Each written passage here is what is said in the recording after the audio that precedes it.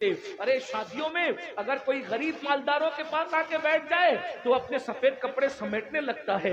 نادان ہو. اللہ اکبر. اپنے سفید کپڑوں پہ گھمنڈ کرنے والوں، یہ وجود مٹی کی غذا بننے والا ہے. اس وجود کو مٹی نے کھانا ہے. میں تو ایک بات مجھے یاد آئی. اللہ اکبر.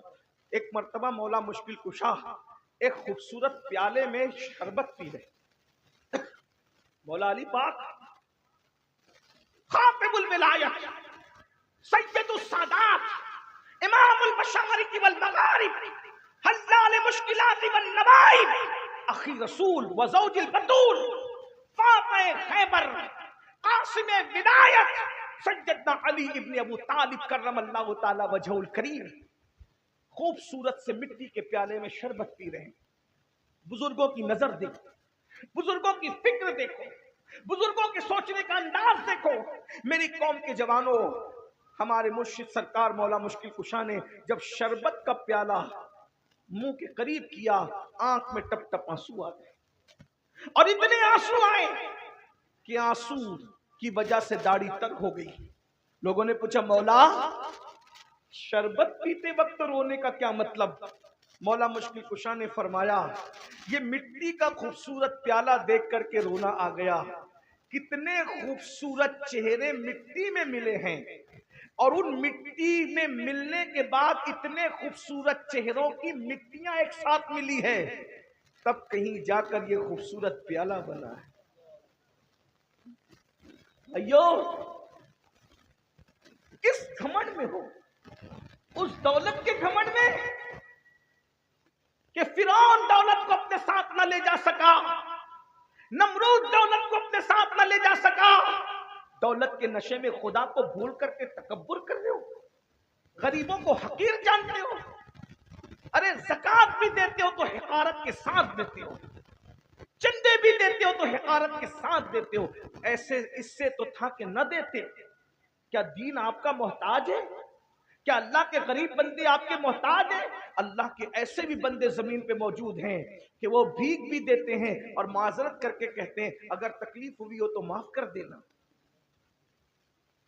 چندہ دیتے ہیں عالم دین سے، کہتے ہیں حضرت روزے میں آپ کو مجھے زکوٰۃ میرے پاس لینے کے لیے، چندہ لینے کے لیے آپ آئے، تکلیف ہوئی ہو تو معاف کر دینا. کچھ بڑے حقارت سے دیتے. گھمنڈ مت کرو. اللہ کو گھمنڈ پسند نہیں ہے، تکبر پسند نہیں. اللہ کو مت بھولو. یہاں ایک واقعہ اور یاد آتا ہے جو دل و دماغ کو ہلا دیتا ہے. ایک مرتبہ، نوجوان غور سے سنو، ایک مرتبہ دو بھائی اپنی زمین کے لیے جھگڑا کر رہے تھے، لڑ رہے تھے آپس میں. اتنی زمین میری، اتنی زمین تیری، اتنی زمین میری، اتنی زمین تیری. وہ اسی میں لڑ رہے تھے. آپ بھی لڑتے ہو نا. دنیا دنیا دنیا، کبھی اللہ کو بھی یاد کرتے؟ دنیا دنیا دنیا، ہائے دنیا وائے دنیا، دنیا کرتے ہی مر جائے.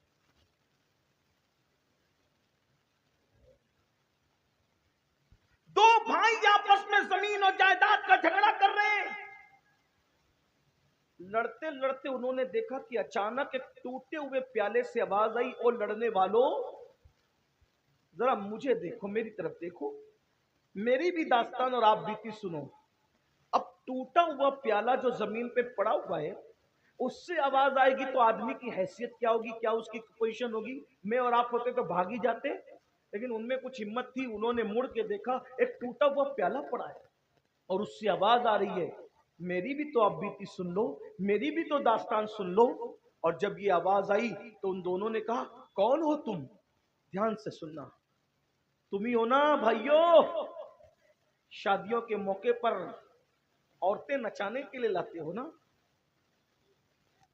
اپنے پیسے میں پٹاخے پھوڑ کے اپنے ہاتھوں سے آگ لگاتے ہو نا،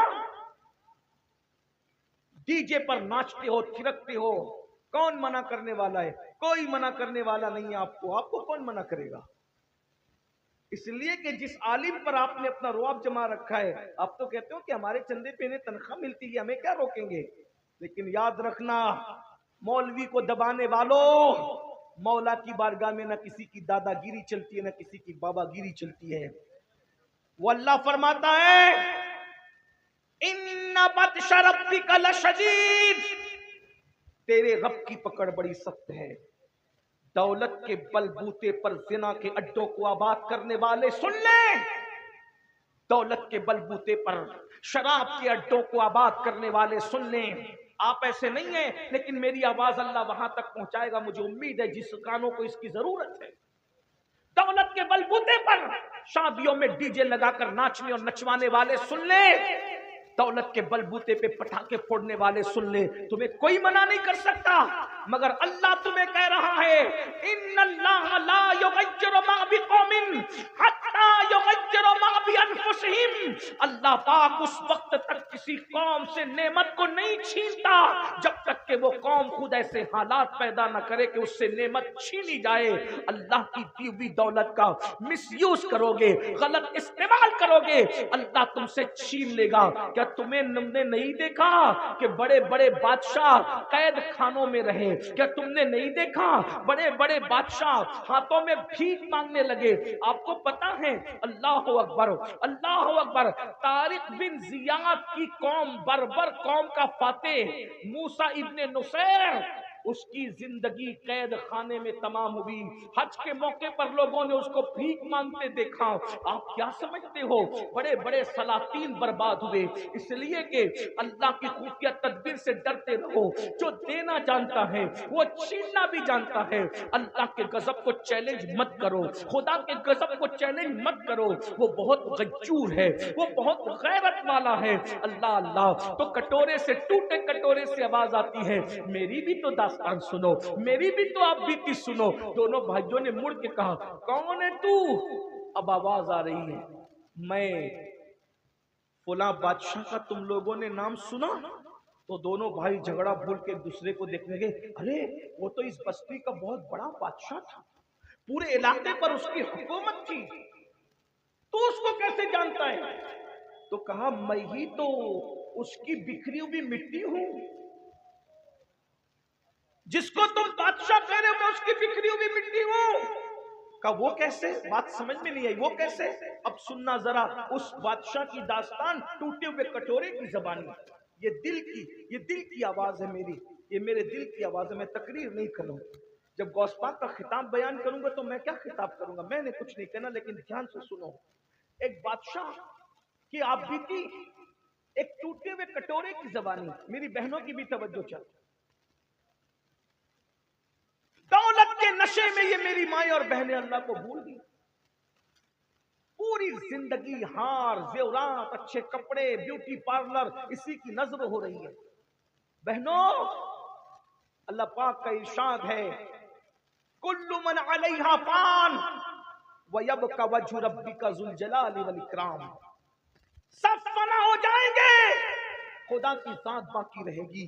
خوبصورت چہروں پر گھمنڈ کرنے والیوں, بیوٹی پارلر میں جا کر کے اپنے آپ کو مصنوعی خوبصورت بنانے والی میری بہنوں, یہ نرم اور نازک چہروں کو قبر کی مٹی کھائے گی, قبر کے کیڑے کھائیں گے. یہ بدبو میں تبدیل ہو جائیں گے, یہ نجاست میں تبدیل ہو جائیں گے. اللہ کو یاد کر لو, خدا کو منا لو. ارے جو خدا کو راضی کر لے وہ فرشتوں سے بہتر ہے. جو خدا کو راضی نہ کر سکا پھر کتا اس سے بہتر ہے. بابا بلے شاہ نے کہا تھا اٹھ بلیا چل یار منا لے ورنہ بازی لے گئے کتے. کتا تو اپنے مالک سے وفاداری کرتا ہے, آدھی روٹی کھا کر دم ہلاتا ہے, وفا کا اظہار کرتا ہے. جس خدا نے تمہیں ہر نعمت دی اس خدا کے ساتھ بغاوت کرتے ہو. یہ میری مائیں اور بہنیں, بچہ اگر صبح 6 بجے اسکول جا رہا ہے تو 5 بجے اس کا ٹفن بنانے کے لیے تو اٹھ سکتی ہے, لیکن نبی کی آنکھوں کو ٹھنڈک پہنچانے کے لیے نماز فجر کے لیے نہیں اٹھ سکتی. اے مولانا میری تو کمر میں تکلیف ہے, میں تو بیمار رہتی ہوں, تمہیں پتا ہے نا کہ میں پریشان رہتی ہوں. اللہ اکبر, آپ بیٹے کے ٹفن کے لیے اٹھ سکی, نبی کی آنکھوں کی ٹھنڈک کے لیے نہ اٹھے گی؟ وہ بیٹا بڑا ہو کر پتہ نہیں وفاداری کرے گا کہ نہیں, اس کے لیے راتوں کی نیند تم نے قربان کی کرنا چاہیے، میں منع نہیں کر رہا ہوں، لیکن بیوی کا منہ دیکھ کر وہ تمہارے ساتھ غداری بھی کر سکتا ہے، جوان ہو کر تمہیں گھر سے دھکے دے کے باہر بھی نکال سکتا ہے، اس کے لیے نیند قربان کرنے والوں، وہ جان وفا جو تمہاری مرنے کے بعد تمہاری قبر میں تشریف لانے والے ہیں، ان کے لیے تم نیند قربان نہیں کر سکتے؟ کہاں ہے؟ اس بلا کی میں سے ہے سرشار ہم، دن ڈھلا ہوتے نہیں ہوشیار ہم۔ ٹوٹے کٹورے سے آواز ہے، فلاں بادشاہ کو جانتے ہو؟ ہاں ہاں وہ تو بہت بڑا بادشاہ تھا۔ کہا اس کی بکھری ہوئی مٹی میں ہوں۔ کہا وہ کیسے؟ کہا جب اللہ نے اس کو حکومت دی، دولت دی، سلطنت دی تو وہ اللہ کو بھول گیا، وہ اللہ کو بھول گیا جیسے تم اللہ کو بھول گئے تھے، جیسے تم اللہ کو، ان کو کہتا ہے دونوں بھائیوں کو، جیسے تم مال دولت میں دنیا میں اللہ کو بھول گئے، وہ بھی اللہ کو بھول گیا، اور جب اللہ کو بھولا تو اللہ اس سے ناراض ہو گیا، اللہ کو بھولا تو اللہ اس سے ناراض ہو گیا، اور جب اللہ اس سے ناراض ہوا، ایک بات یہ بھی یاد رکھنا، اللہ ہم میں سے کسی کا محتاج نہیں کہ ہم اس کی عبادت کریں۔ معاذ اللہ اگر پوری کائنات خدا کی عبادت نہ کرے تو اس کی ربوبیت میں کوئی فرق نہیں آتا، پوری کائنات رات دن سجدے میں چلی جائے تو بھی اس کی ربوبیت میں کوئی فرق نہیں آتا، وہ فرق سے پاک ہے، وہ گھٹنے بڑھنے سے پاک ہے، وہ اتنا بلند ہے کہ اب اس کے آگے کوئی بلندی نہیں ہو سکتی، وہاں آگا پیچھا کچھ نہیں ہے، وہاں کوئی زوال نہیں ہے، وہاں کوئی عروج نہیں ہے۔ میرا اللہ وہ گھٹنے سے بھی پاک، وہ بڑھنے سے بھی پاک۔ اپنے دائیں بائیں میں ڈوبنے ڈبانے والوں کو دیکھ کر کے اس کو قیاس نہ کرنا، نہ وہ بیان میں آتا ہے، نہ وہ زبان میں آتا ہے، نہ وہ تصور میں آتا ہے، نہ وہ تخیل میں آتا ہے۔ ارے موسیٰ علیہ السلام جیسی ہستی اس کو دیکھ نہ سکی، جبریل علیہ السلام نے کبھی اس کو نہیں دیکھا، دیکھنے والی تو ایک ہی آنکھ تھی، جس کو قدرت نے بنایا تھا اسی لیے بنایا تھا۔ لیکن بہرحال تو ٹوٹے ہوئے کٹورے سے آواز آتی ہے، وہی بادشاہ تو میں ہوں۔ کہا تو یہ کیسے کٹورا بن گیا؟ تو کہا جب اللہ کو بھول گیا، غافل ہوا، غفلت میں مر گیا۔ لوگ کیا کہتے ہیں؟ اللہ بری موت سے بچانا، کیا کہتے ہیں؟ اللہ بری موت سے بچانا، اور دماغ میں کیا گھومتا ہے؟ ایکسیڈنٹ نہیں ہونا چاہیے میرا، آگ لگ کے نہیں مرنا چاہیے میں۔ عورتیں کہتے ہیں اللہ بری موت سے بچانا، یعنی بچے کی ولادت کے وقت مجھے موت نہیں آنا چاہیے، کیونکہ بری موت اسی کو لوگ سمجھتے ہیں۔ میرے بھائی یہ بری موت نہیں ہے، اگر معاذ اللہ سب کی حفاظت کرے کوئی ایکسیڈنٹ میں مر جائے وہ شہید ہے، یہ بری موت نہیں، وہ شہید ہے۔ یہ تو تمہارا خبط ہے، تم نے دوسروں کا سکر کے رکھا ہے کہ جو بری موت سے مرتا ہے اس کی روح بھٹکتی رہتی، کوئی روح نہیں بھٹکتی۔ یہ سب ناپاک جنات ہیں جو تمہیں ورگلاتے ہیں، اور یہ مسلمان تو ہو گئے لیکن جدھر سے کنورٹ ہو کر کے آئے اس کی کچھ نہ کچھ نحوست ابھی بھی دل و دماغ میں خبط کی شکل۔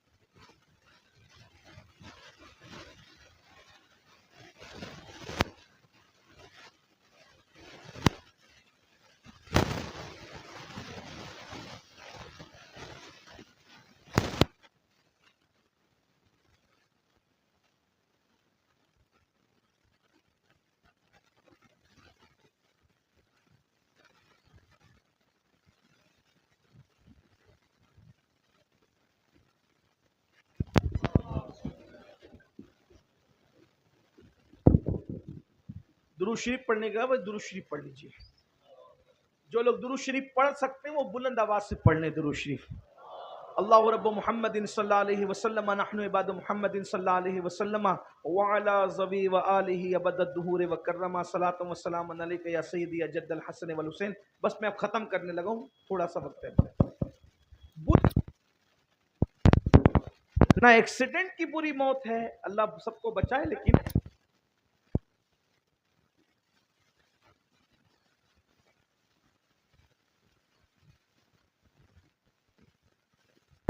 سب اللہم صلی علی سیدنا مولانا یا رسول اللہ، جلدی جلدی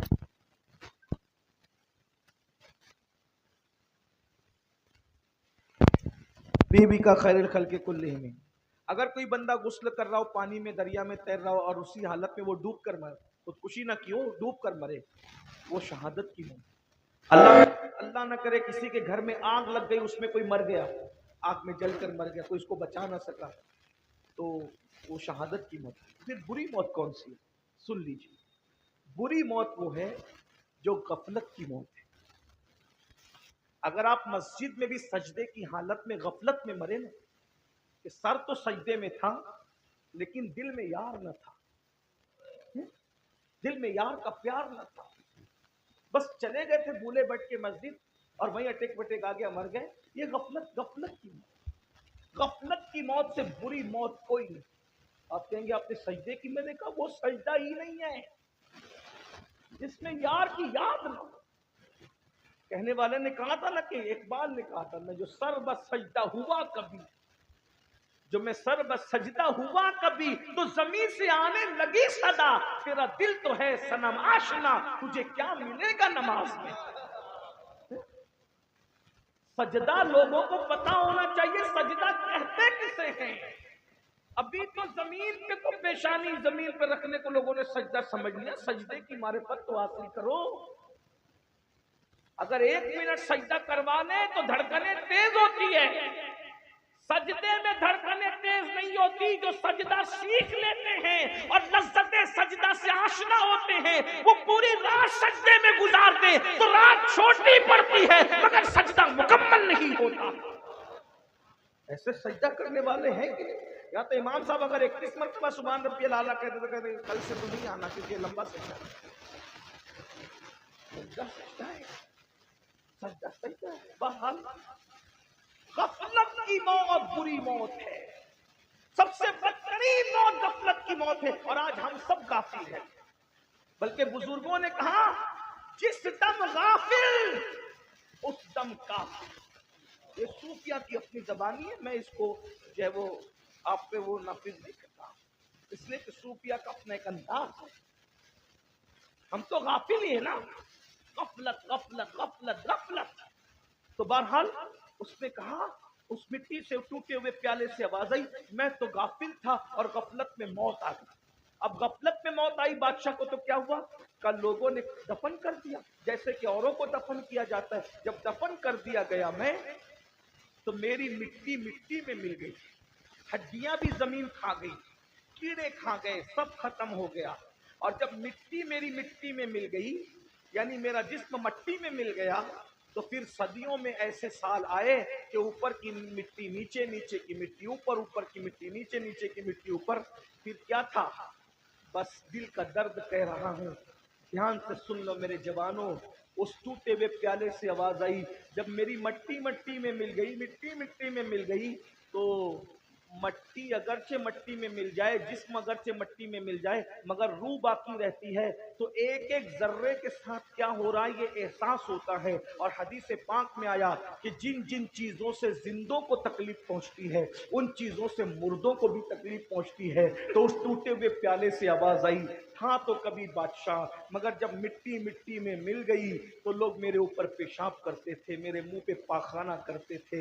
मेरे भाइयों, एक मंजिल आप पर भी वो आ सकती है, मरने के बाद जब लोग हमारी मट्टी पर पेशाब करेंगे तो हमारा क्या बनेगा, लोग हमारी मट्टी पे पाखाना करेंगे तो हमारा क्या बनेगा, अरे कब्रों पर कुत्ते घूमेंगे तो क्या बनेगा। ये गाफिल लोगों का हाल है। अल्लाह अकबर, खुदा के लिए दुनिया ही सब कुछ नहीं है, ये दुनिया चंद दिन की है, ये दुनिया चंद लम्हे की है। अरे मेरे भाई, तुम्हें किसने मना किया माल न कमाओ, इज्जत न कमाओ, अच्छा खाना न खाओ, किसने मना किया। अच्छा खाओ, अच्छा पहनो, माल कमाओ, सब करो, इंजॉय करो, मगर हराम काम मत करो, अल्लाह की नाफरमानी मत करो, अल्लाह को मत भूलो, रोजी पाके रज़्ज़ाक़ को मत भूलो। कुछ वक्त नमाज के लिए निकालो, कुछ वक्त इबादत के लिए निकालो, अल्लाह के लिए कुछ टाइम निकाल लिया करो। मेरे भाइयों, जिस अल्लाह ने हमें पूरी जिंदगी दी है, 10 मिनट का टाइम उसके लिए नहीं है आपके पास, हमसे बड़ा बेवकूफ कौन होगा, हमसे बड़ा नाहंजार कौन होगा, हमसे बड़ा गद्दार कौन होगा।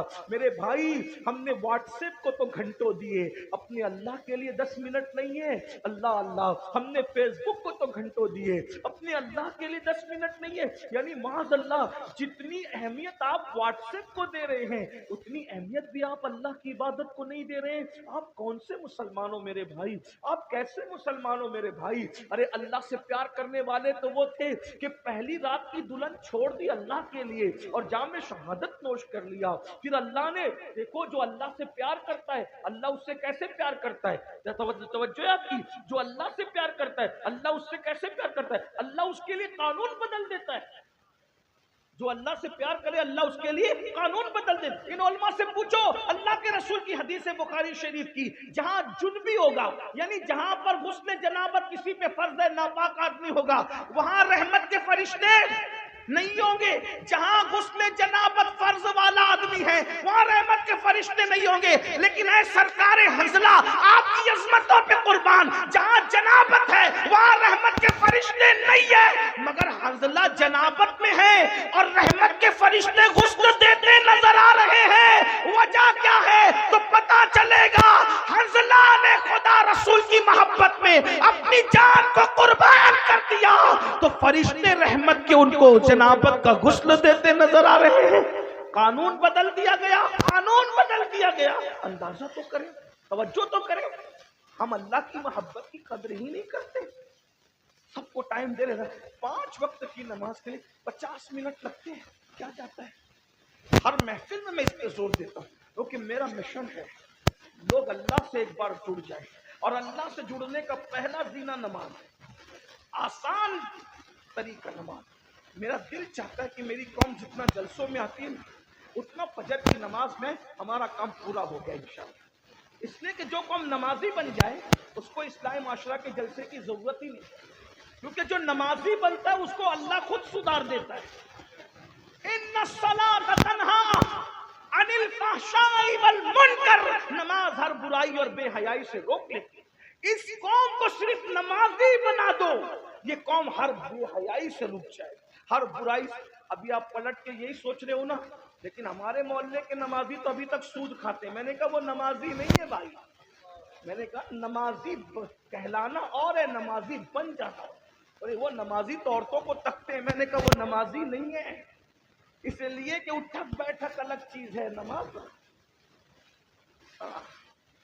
فلسفہ رہ گیا تلقین غزالی نہ رہی، تب برقی نہ رہی، شعلہ مقالی نہ رہی، وائز قوم کی وہ پختہ خیالی نہ رہی.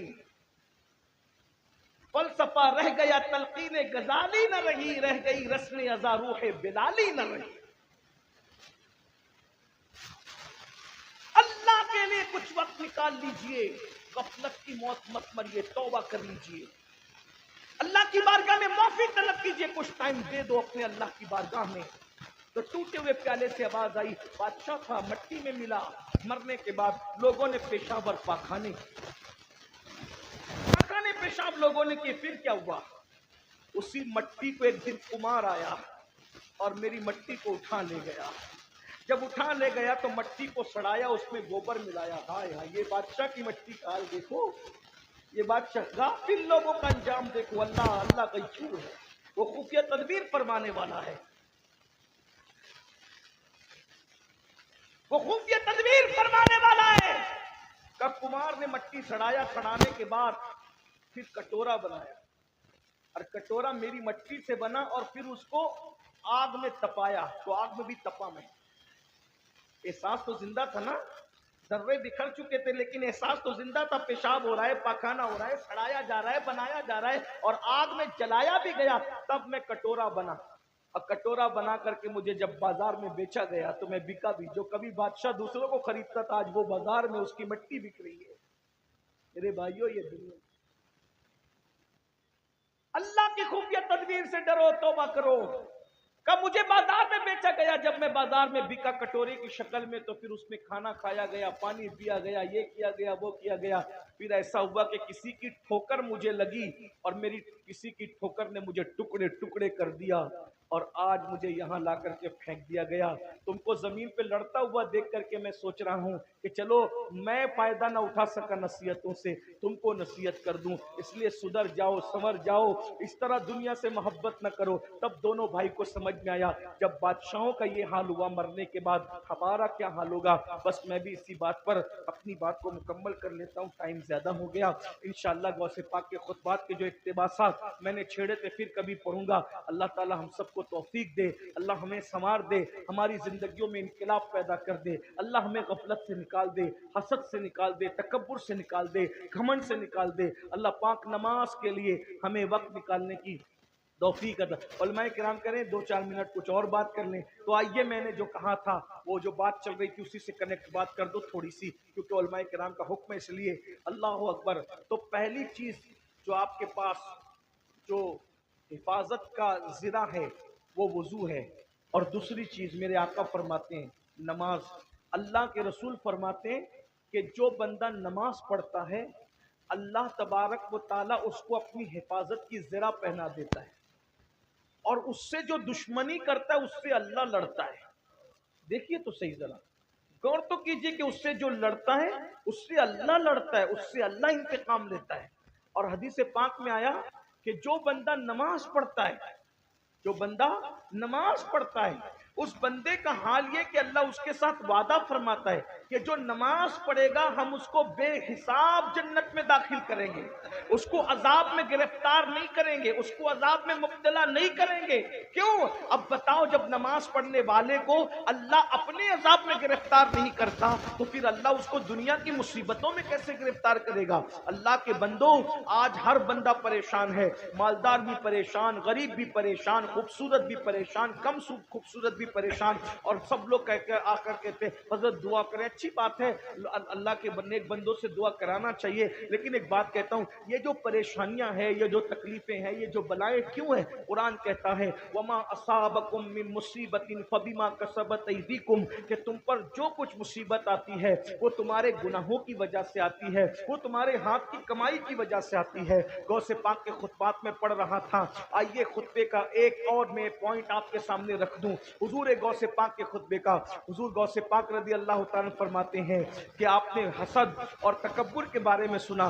غوث پاک فرماتے ہیں اگر چاہتے ہو کہ تم کامیاب ہو جاؤ، بس یہ آخری پوائنٹ ہے، علماء نے حکم دیا تو میں یہ بات آخری پوائنٹ کے طور پہ رکھ رہا ہوں، خطبات تو آپ کے بہت سارے ہیں. غوث پاک فرماتے ہیں اگر کامیابی چاہتے ہو دنیا اور آخرت کی، میں بطور مفہوم پڑھ رہا ہوں، اپنی عبادت کا رنگ چاہتے ہو. دیکھو آج اپنی عبادت کا رنگ ہم پر نہیں ہے، ہمارے چہرے عبادت کے باوجود ویسے نہیں ہے جیسے عبادت گزاروں کے ہوتے ہیں، ہماری صحت ایسی نہیں ہے جیسی عبادت گزاروں کی ہوتی ہے. وجہ کیا ہے؟ اب غوث پاک اس کی وجہ بیان کرتے ہیں. فرماتے ہیں کہ اگر عبادت کا رنگ چاہتے ہو، عبادت کا فائدہ چاہتے ہو، دنیا میں کامیابی چاہتے ہو تو حلال روزی کو لازم پکڑو، رزق حلال کھاؤ، حلال کے سوا کچھ مت کھاؤ. آپ بھائی اپنا لقمہ چیک کیجئے، آج کیا ہم حلال کھا رہے ہیں؟ آپ سے پوچھتا ہوں کیا ہم حلال کھا رہے ہیں؟ بہت معافی کے ساتھ، بڑی معذرت کے ساتھ. دیکھو حق بات لوگوں کو تکلیف پہنچاتی ہے لیکن ہمیں اس سے کوئی فرق نہیں پڑتا. ہم تو قادری لوگ ہیں، اللہ کے لیے سچی بات رکھ دینا چاہیے. آج لوگ جو ہیں بڑی بڑی باتیں کرتے ہیں، ہر سال حج کو جا رہے ہیں، ہر سال عمرے کو جا رہے ہیں، نمازی بنے ہیں، مسجد کے متولی بنے، یہ بنے وہ بنے، لیکن لقمے کی پابندی نہیں ہے، حلال و حرام میں کوئی تمیز نہیں ہے. جو جی میں آ رہا ہے کھاتے جاؤ، پیٹ میں ڈالتے جاؤ. کچھ تو اتنے بے باک کہتے ہیں مولانا بسم اللہ پڑھ کے کھا لو سب حلال ہے. استغفر اللہ، انا للہ و انا الیہ راجعون. پھر کیا ہو رہا ہے کہ وہ لاٹری بھی کھیل رہے ہیں، وہ ڈیجیٹل طور پہ جوا بھی کھیل رہے ہیں. آج جوا ڈیجیٹل اتنا عام ہو گیا ہے، بڑے بڑے دیندار گھرانے کے لوگ، مالدار گھرانے کے لوگ، نوجوان چھوکرے راتوں رات کروڑ پتی بننے کا شوق ہے، راتوں رات جو ہے وہ مالدار بننے کا شوق ہے. ایزی منی کے چکر میں، شارٹ کٹ میں مالدار بننے کے چکر میں جوا کھیلا جا رہا ہے. یاد رکھنا نسلیں برباد ہوگی، نسلیں. اللہ کے بندو حرام کو کیا سمجھ رکھا ہے؟ حرام برباد ہونے کے لیے ہے، حرام تباہ ہونے کے لیے، بلکہ حرام کے اتنے دروازے کھلے ہیں. لوگ تو ٹور شروع کرتے ہیں، حاجیوں کے عمرہ کرنے والوں کے پیسے لے کے بھاگ جاتے ہیں. سوچئے تو صحیح، حیرت کی بات ہے. وہ غریب لوگ بیچارے جو 50-100 روپے جمع کر کے پیٹ مار مار کے جمع کرتے ہیں، ٹور والے ان کے پیسے لے کے بھاگ جاتے ہیں. کون ہے وہ لوگ؟ مسلمان ہیں نا. کی ہمت کیسے ہوتی ہے حاجی حج کے نام پہ جمع کیے ہوئے پیسے لے کے بھاگنے؟ لوگوں کی ہمت کیسی ہوتی ہے کہ عمرہ کے نام پہ پیسے لے کے بھاگ، یعنی کتنی بے خوفی ہے، میں کہتا ہوں کہ یہ فرعون اور نمرود کے دور میں بھی لوگوں نے ایسا نہیں کیا ہوگا جو آج کر رہے ہیں، یزید کے دور میں بھی لوگوں نے ایسا نہیں کیا ہوگا، یعنی کتنا غفلت کی حد ہوتی ہے، غفلت کی انتہا ہوتی ہے۔ سید العالمین کی امت میں ہو حلال و حرام کی تمیز ختم، سود پورے شباب پر ہے، جوا کے علاوہ سود یعنی بیاج پورے شباب پر ہے، دھندا کھل کے چل رہا ہے۔ امام اہل سنت سیدی اعلیٰ حضرت علیہ رحمہ حدیث نقل کرتے ہیں فتاوی رضویہ شریف میں کہ جس نے 1 درہم سود کا 1 درہم کھایا، 1 درہم، اب تو درہم چلتا بھی نہیں ہے، لیکن جس نے 1 درہم کھایا 1000 سال تک وہ جہنم کی آگ میں جلے گا۔ 1000 تحفے کوئی دیتا ہے حلال کیوں کہ بس خوبصورت تحفہ ہے، وصول کرو۔ سیدنا فاروق اعظم فرمایا کرتے تھے سب کا تحفہ مت قبول کرو۔ اب تو لوگ یہی حدیث پڑھتے ہیں تحفہ لینا دینا سنت ہے اور تحفہ چیک کرنا بھی سنت ہے، تحفہ چیک کرنا بھی سنت ہے۔ فاروق اعظم کہتے ہیں سب کا تحفہ مت لو، کیونکہ بعض تحفے خفیہ رشوت ہوا کرتے ہیں۔ ہر لفافہ قبول مت کرو، ہر گفٹ قبول مت کرو، بعض چیزیں خفیہ رشوت ہوتی۔ غوث پاک سے بڑا کوئی متبع سنت ہے؟ وقت کا بادشاہ، وقت کا تاجدار، جسے دنیا خلیفہ بغداد کہتی ہے، اسلامی حکومت کا بادشاہ اور خلیفہ کہتی ہے، غوث پاک تو اس کو بھی بہت شان سے اس کو نصیحت کرتے تھے۔ غوث پاک بادشاہ کو جب خطاب کرتے تھے کہتے تھے اے کھجور کے درخت سیدھے رہے ورنہ تجھے بدل دوں گا۔ غوث پاک بادشاہ وقت کو کھجور کا درخت کہہ کر اس کو اس کی اوقات یاد دلا۔ کبھی کہتے تھے او ستون، او کھمبے، اگر تو سیدھا نہیں رہا تو میں تجھے بدل دوں گا، ہٹا دوں گا تجھے، تیری جگہ دوسرا بادشاہ ہے۔ یہ کون کہہ سکتا ہے؟ غوث الثقلین کہہ سکتا ہے۔ غوث پاک کو صرف 11ویں والا پیر سمجھتے ہیں، یہ پلاؤ بریانی تک محدود مت رکھو غوث پاک کو۔ جس نے پوری دنیا میں انقلاب پیدا کیا اس کو عبد القادر جیلانی کہتے ہیں۔ جس نے بیت المقدس کے فاتحین کو ترتیب دیا ہے اسے شیخ عبد القادر جیلانی کہتے ہیں۔ عیسائیوں کے قبضے میں گئے ہوئے بیت المقدس کو چھیننے کے لیے جس نے شیر نر صلاح الدین ایوبی کی شکل میں پیدا کیا ہے اس کو شیخ عبد القادر جیلانی کہتے ہیں۔ اور گھروں میں بیٹھ کر تسبیح لانا ابھی تصوف ہوا ہے، ورنہ جو اس دور کا تصوف تھا جسے پیور تصوف کہتے ہیں وہ یہ تھا کہ خانقاہ میں بیٹھ کر کے وہ ٹیم تیار کرے جو قوموں کی قیادت کرے۔ صلاح الدین ایوبی مرید ہے غوث اعظم کے، صلاح الدین ایوبی کا باپ مرید ہے غوث اعظم کے۔ 10 سال کی عمر میں صلاح الدین ایوبی مرید ہوئے تھے غوث پاک کے، ان کے ابا لے گئے تھے سرکار یہ میرا بیٹا اس کو مرید کر لو۔ غوث پاک نے دیکھا مرید کیا، کہا حضرت دعا کر دو۔ کہا دعا کیا، یہ تو اتنا بڑا آدمی ہے کہ رہتی دنیا تک لوگ اس کے کارنامے کو یاد کرتے رہیں گے۔ صلاح الدین خود بیان کرتے کہ سب کے سروں پہ ہاتھ رکھ کے مرشد دعا دیتے تھے، میرے سر پہ نہیں رکھا ہاتھ، مرشد نے میرے گلے اور گردن پہ ہاتھ رکھ کے دعا دی، اللہ تیری حفاظت کرے۔ ہائے ہائے ہائے، جو سمجھ گئے وہ سمجھ گئے۔ غوث پاک نے سر پہ ہاتھ رکھنے کی بجائے صلاح الدین کہتے ہیں میری گردن پہ گلے پہ ہاتھ رکھا۔ اور صلاح الدین پوری جنگوں میں چند اکیلے ہزاروں میں کھج جاتے تھے مگر صلاح الدین کی گردن کوئی اڑا نہ سکا، کوئی اس کو شہید نہ کر سکا۔ جب بستر پہ دنیا سے جا رہے تھے تو لوگوں نے کہا صلاح الدین اتنی ہزاروں کی فوج میں گھستے تھے مگر تم قتل نہ ہوئے، تو مسکرا کے کہتے تھے کیسے وہ گردن کٹتی جس پر شیخ عبد القادر جیلانی نے ہاتھ پھیرا تھا، وہ گردن کیسے کٹتی جس پر غوث اعظم تھے۔ غوث پاک نے جو بیت المقدس کے فاتحین تھے اس میں 60% حضور غوث پاک کے مرید اور خلفاء تھے۔ تاریخ پڑھیے، آپ کیا سمجھتے ہو؟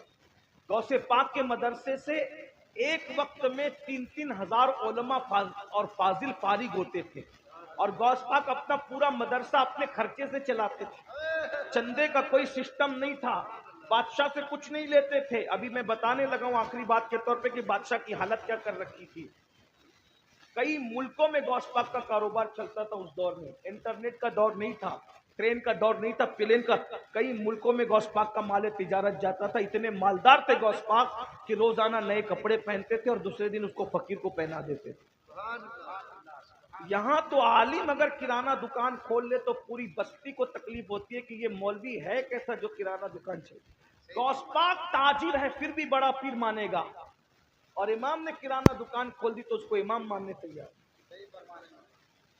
یہ کیا فکر ہے؟ ارے کوئی تاجر سے کم ہے آپ کے یہاں؟ جس کا کلمہ پڑھتے ہو وہ نبی ملک شام تک جاتے تجارت کرنے. جس کے مقلد ہو وہ امام اعظم بھی تاجر تھے, اور جس کے مرید ہو وہ غوث اعظم بھی تاجر تھے. لوگوں کے ٹکڑوں پہ پلنے کی بدعت تو ابھی ایجاد کی گئی میرے بھائی. ہمارے بزرگ ٹکڑوں پہ پلنے والے نہیں تھے, اپنے ٹکڑوں پر دنیا کو پالنے والے. آسماں خان زمیں خان زمانہ مہمان صاحب خانہ لقب کس کا ہے تیرا تیرا. اور نکلو دکیانوسی فکر سے ستاروں کے آگے جہاں اور بھی ہے ابھی عشق کے امتحان اور بھی ہے. تو شاہی پرواز ہے کام تیرا, تیرے سامنے آسماں اور بھی. مذہبی طبقے کو اپنے امام کو کہو حضرت آپ تجارت کریے میں آپ کا سپورٹ کرتا ہوں, چلو اپنے پارٹنرشپ میں کرتے چلو کرتے ہیں. اماموں کو تاجر بناؤ تاکہ نہ پھر تقریر کی کوئی فیس طے کرے گا نہ تراویح کی کوئی فیس طے کرے گا. کیوں؟ جب تقریر کرنے والا تمہاری طرح سیٹ ہوگا تو وہ اور پیسہ دے کر کے جائے گا, وہ مانگ کر کے کیوں جائے گا؟ مانگنے والی قوم تو تم نے بنا رکھی ہے نا, کیونکہ تم اپنی قوم اپنے مذہبی طبقے کو کچھ کرنے نہیں. امام اعظم تاجر تھے, کچھ نہیں, کوئی تکلیف آپ سے نہیں ہے, لیکن امام اعظم کے دور میں ہوتے تھے جیسے آج اپنے امام سے تکلیف ہے, اس دور میں بھی آپ کو امام اعظم سے بھی تکلیف ہو. کیونکہ جب آپ کے پاس تکلیف والا دل ہے تو آپ کریں گے نا. تو خدا را ذرا فکر اونچی کی, خدا تجھے کسی طوفان سے آشنا کر دے کہ تیرے بحر کی موجوں میں اضطراب. بات کیا کر رہا تھا؟ سرکار غوث پاک اپنا مدرسہ اپنے پیسے سے چلاتے تھے تجارت, اور کتنے 3000 فارغ ہوتے, ہر سال فارغ ہوتے تھے. تو جس مدرسے سے 3000 فارغ ہو رہے ہوں اس میں پڑھتے کتنے ہوں گے؟ 30 بچے فارغ کرو تو کم سے کم 300 پڑھانا پڑتا ہے, تو 30 فارغ ہوتے ہیں. تو جہاں 3000 فارغ ہو رہے ہو تو وہاں پڑھتے کیا, پھر کس کا خرچہ صرف غوث پاک کا. اور بادشاہ کی حالت کیا, بس بات ختم ہو رہی ہے. بادشاہ ایک دن آیا, پہلے بیچتا تھا, بہت تحفے بیچتا تھا غوث پاک کو, بہت گفٹ بیچتا. غوث پاک کہتے تھے واپس لے جاؤ, حرام کا مال مجھے نہیں, کسی اور لے جاؤ. ایک دن بادشاہ خود آیا اور وہ جو تشت ہوتے ہیں اس میں درہم و دینار کی تھیلیاں بھر بھر کے لایا. غوث پاک نے کہا حضور قبول کر لی. غوث پاک گول چہرہ, نیلی ہوئی دھویں اور گندمی چمکدار رنگ, داڑھی سینے کو گھیرے ہوئے اور پتلے پتلے ہونٹ, انار کے دانوں کی طرح جمے ہوئے دانت, مشک کی جسم سے آتی ہوئی خوشبو جس پر کبھی مکھی نہیں بیٹھی. 70,000 کے مجمع میں اتنی بلند آواز سے گرجدار تقریر کہ پہلا بندہ سنتا تھا تو 70,000 کے مجمع میں آخری بندہ بھی ویسے ہی سنتا تھا. یہ آواز کی گھن گرج, اور غریبوں سے اتنا پیار, ان کے ساتھ بیٹھ جائیں, اور بادشاہ آئے تو اس کے لیے اٹھ کے کھڑے بھی نہ ہو, کبھی اس کے لیے اٹھ کے کھڑے نہیں. اور ہم لوگ غریب نظر انداز اور مالدار کو غلام, مالداروں کی غلامی. غریب کا جنازہ پڑھنے کے لیے کوئی نہیں آتا, اور مالداروں کے یہاں جنازے کا کاندھا بدلنے والوں کی قطار لگی رہتی. ارے میرے بھائی, کوئی کڑکا کسی کڑکے کو کیا دے گا, کوئی محتاج کسی محتاج کو کیا دے گا. مالداروں کی غلامی کرنے والوں, مالدار برے نہیں ہیں لیکن غریبوں کی بھی کچھ قدر کر لو. غوث پاک فرماتے ہیں ایک دن میں نے اللہ سے پوچھا, اللہ تو مجھے کہاں ملے گا؟ اللہ سے میں نے پوچھا اللہ تو مجھے کہاں ملے گا؟ تو اللہ نے فرمایا غریبوں کی بستی میں ڈھونڈ لے تو میری رحمت کو وہیں پہ پا لے گا. آج تو غریبوں کے پسینے سے بدبو آتی بھائی. آپ تو غریب کی خیریت نہیں پوچھ سکتے میرے بھائی. کپڑے دیکھ کر خیریت پوچھتے ہو, موبائل دیکھ کے خیریت پوچھتے ہو. بائک دے کے خیریت پوچھتے ہو, کار دے کے, بنگلے دے کے, تو کیا تم نے دولت کو اپنا خدا بنا لیا؟ معاذ اللہ. اگر تم خدا کے لیے خیریت پوچھ رہے ہو تو تمہارے لیے غریب اور امیر میں کوئی فرق نہیں ہونا چاہیے. اگر تم خدا کے لیے جنازے میں گئے ہو تو غریب کے جنازے اور امیر کے جنازے میں تمہارے لیے کوئی فرق نہیں ہونا چاہیے. بدلو اپنے آپ کو, تبدیل کرو. کیا کہہ رہا تھا؟ توجہ. بادشاہ نذرانہ لے کر آیا تو غوث پاک تو میں لے جا, تیرا نذرانہ میں نہیں لیتا. انہوں نے کہا سرکار قبول کر لیں. فرمایا نادان, میں تیری جنت چاہتا ہوں اور تو میری جہنم چاہتا ہے. لوگ کے خون پسینے کی کمائی نچوڑ کر میرے پاس لاتا ہے, حرام میرے پاس لاتا ہے. اس نے کہا حضور لے لیجئے. غوث پاک نے جلال اور غصے کی کیفیت میں 2 تھیلیاں اٹھائی جس میں مال بھرا ہوا تھا, اور اس کو جب نچوڑا ہے فاتح خیبر کے بیٹے نے قوت حیدری سے, تو پھر اس تھیلی سے خون ٹپکتا ہوا نظر آیا. غصے میں فرمایا لوگوں کا خون نچوڑ کے لا کے مجھے تحفہ دیتا ہے, اگر تیری نسبت رسول کا خیال نہ ہوتا تو ان تھیلیوں کو اتنا نچوڑتا کہ تیرا محل اس خون میں ڈوب جاتا. غریبوں کی رقم لوٹتا ہے, غریبوں کے خون پسینے کو لوٹ کے میرے پاس لاتا ہے, لے جا, یہ جس کی امانت ہے اس تک پہنچا دے. غوث پاک ایک خوبصورت جملہ سنے, بات پوری. غوث پاک کہتے ہیں اپنی قوم سے تقریر کرتے ہوئے, روزہ رکھتے ہو رمضان شریف کا؟ میں بھی ان کی نقل میں پوچھ رہا ہوں, بولو بھائی رکھتے ہو کہ بولو. غوث پاک کہتے ہیں پانی حلال, صبح صادق سے غروب آفتاب تک پانی چھوڑ دیا, تو یہ روزہ ہے, یہی ہے نا روزہ. کھانا حلال, صبح صادق سے غروب آفتاب تک کھانا چھوڑ دیا, یہی ہے نا روزہ. وظیفہ زوجیت حلال, صبح صادق سے غروب تک چھوڑ دیا. 3 چیزوں کے چھوڑنے کا نام یہی ظاہری روزہ ہے. غوث پاک کہتے ہیں حلال پانی سے دن بھر بچتے ہو. جملہ غور کریں, اسی جملے پہ بات پوری ہوتی, میرے مرشد کے جملے پہ. میرے اللہ کرے کسی کے دل میں بات اترے. فرماتے پانی حلال تھا, دن بھر پانی نہیں پیا, یہی روزہ. کھانا حلال تھا, دن بھر کھانا نہیں کھایا, یہی روزہ. وظیفہ زوجیت نہیں کیا, یہی روزہ. لیکن جب افطار کرنے بیٹھتے ہو تو خون سے افطار کرتے ہو, افطار خون سے کرتے ہو. اب لوگ حیران, غوث پاک پھر غوث پاک کہ ہم خون سے کیسے افطار کرتے ہیں؟ کہ وہ جو کھجور منہ میں ڈالتے وہ کھجور نہیں, اگر کسی کا قرضہ لے کر کے ڈبا دیا تو یہ اس کا خون ہے نا. کسی کا مال ناحق چھین کر کے نہیں دیا, یہ اس کا خون ہے نا. یتیموں کا مال ہڑپ کر لیا, بہن کا حصہ غصب کر لیا, بھائی کا حصہ غصب کر لیا, دیتا نہیں, تو وہ کھجور نہیں ہے, وہ لوگوں کا خون ہے, خون. وہ حرام مال لوگوں کا خون ہے, خون. تو کہا پانی حلال تھا وہ چھوڑ دیا, کھانا حلال تھا وہ چھوڑ دیا, وظیفہ زوجیت حلال تھا وہ چھوڑ دیا, اور خون تو حرام تھا اس سے افطار کر رہا ہے. یہ جو دسترخوان سجے ہیں یہ حرام سے نہیں سجے. اگر یہ حرام سے سجے ہیں تو لوگوں کے خون سے سجے ہیں. جو قوم لوگوں کے خون سے افطار کرتی ہو اس قوم کے روزے کا کیا حال ہوگا؟ تو حرام کھانے والا صرف حرام نہیں کھاتا, لوگوں کا خون چوستا ہے. تو غوث پاک فرماتے اگر دنیا کی اور آخرت کی کامیابی چاہتے ہو حلال کو لازم پکڑو. غوث پاک کا ایک قول, کسی نے کہا غوث پاک مرشد آپ کو اتنی ترقی کیسے ملی, یہ مقام کیسے ملا, یہ مرتبہ کیسے ملا؟ میرے مرشد کہتے ہیں 2 چیزوں سے مجھے یہ مقام نصیب ہوا. نمبر 1 میں ہمیشہ سچ بولتا رہا, نمبر 2 میں ہمیشہ حلال کھاتا رہا. صدق مقال عقل حلال نے مجھے اس مقام پر پہنچا دیا. آئیے ہم بھی سچ بولیں, حلال کو لازم پکڑیں انشاءاللہ. آپ کہتے ہیں بہت ٹف ہے حضرت, میں نے کہا کوئی ٹف نہیں, سچی نیت کرو. اللہ کا وعدہ ہے والذین جاہدوا فینا لنہدینہم سبلنا, جو اللہ کی راہ میں کوشش کرتے ہیں اللہ ان کے راستے پیدا کر دیتا ہے. اللہ ہم سب کو توفیق عطا فرمائے, دوران گفتگو کی غلطیوں کو اللہ تعالی معاف فرمائے. استغفر اللہ ربی